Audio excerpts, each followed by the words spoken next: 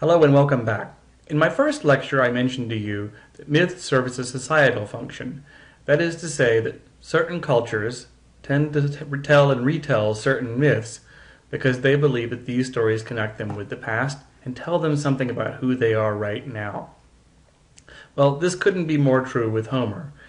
Clearly, the poet we call Homer was telling the stories contained in the Iliad and the Odyssey because he believed they had something to say about who he was then and who the Greek people were then.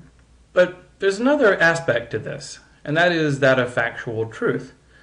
So if Homer was living in 750 BCE, for the sake of argument, and if the stories he tells take place in the 1180s and 1170s, for the sake of argument, because the Trojan War is supposed to have ended in 1184, did he actually believe that the stories he was telling were factually true? And to answer this, I'd like to say, what if the stories he was telling actually do have some resemblance to the truth about the age in which these stories take place? In order to explain this, I'd like to turn our attention to material culture. Material culture is the things that people leave behind. And the first part of our lecture today will focus around what we can learn about the stories of the Iliad and the Odyssey by looking into material culture in particular. And the first person I would like to bring up to you as we talk about material culture is a German businessman who lived in the 1800s by the name of Heinrich Schliemann. 150 years ago, a lot of people knew about the classics. That is to say, a lot of people knew about the... However, by the 1850s, people were skeptical about the existence of the Homeric world. For most scholars who lived around this time, they believed that Greek civilization began with Homer, and that the events he describes in the Iliad really are either fantasy or describe a culture that's very different from that of the Greeks. Heinrich Schliemann was a businessman who became wealthy trading in indigo and other commodities in the 1840s and 50s. He was the son of a middle-class minister, and due to his father's poor management of money, he lost the chance to get a good education in the classics early in life. However, he managed to get rich working for a German trading company, and he married a wealthy Russian woman.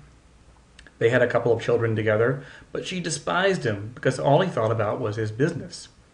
In order to impress her, he learned Greek and read the Iliad in the original because he believed it was the sophisticated thing to do. And back then, this is what cultured people did. Well, not only was he really into the Iliad, he actually believed that it was factually true. So people laughed when he announced to the scholarly world that he would prove that it was factually true. In the 1870s, he decided the location that was best to look for Troy was a place called Hisarlik, Turkey. And he bought the entire site and hired locals to dig it up. What he found was a city that was highly fortified and well constructed. He discovered large walls. Most dramatically, in fact, he would discover many objects, not only of pottery, but of gold. We'll get to that in a minute. What Schliemann did was to develop the science of archaeology, which gave us methods for analyzing material remains. He gave us a skill called stratigraphy. And here's how it works. They would tunnel down into the site, and they would come to what they would call destruction layers. And these are layers where there were obvious signs of burning or rubble. And these would allow them to decide that areas in a certain layer were all related to one another and set up what's called a relative chronology. In other words, if we look at the stuff that we find on various levels in which a city was destroyed, we can tell that these things all go together. And he also gave us methods for looking at cultural assemblage. And this is a collection of items from a single datable component of the archaeological site in question. Here I am in Tuscany about 10 years ago, digging in a pottery shop from 1200 years ago. And you can tell that the stuff I'm digging up with my dental tool to the right is actually from the same time period as the stuff next to my left hand. It only makes sense, right? Well, he found pottery too. More dramatically, he also found what he called the jewels of Helen. These are a series of gold objects that were clearly meant for someone of great wealth. Oh, remember how his wife didn't like him very much? They eventually divorced. Heinrich Schliemann would remarry a woman by the name of Sophie.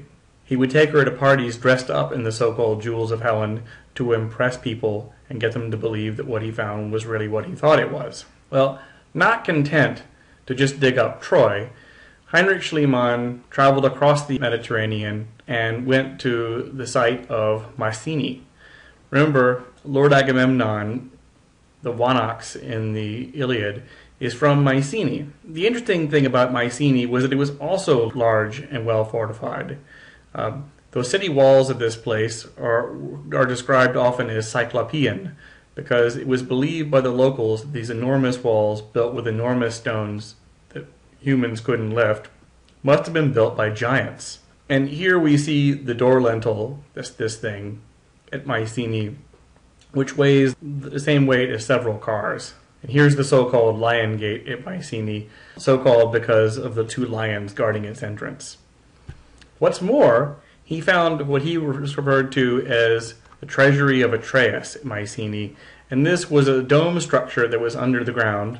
Again, notice the enormity of the stones in the construction of this, and the single block of stone that goes across the top of the doorway. And this structure is distinctive for the fact that it has the largest dome of its kind built in the ancient world before the Pantheon of Hadrian, well over 1,000 years later. He found large tombs called beehive tombs by many because they seemed to stretch out in a spiral fashion.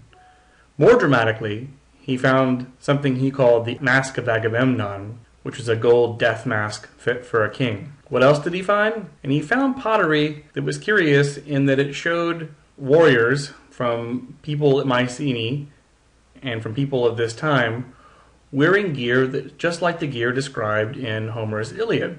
And he found bits of horn that would have gone around the helmets that they would have worn too.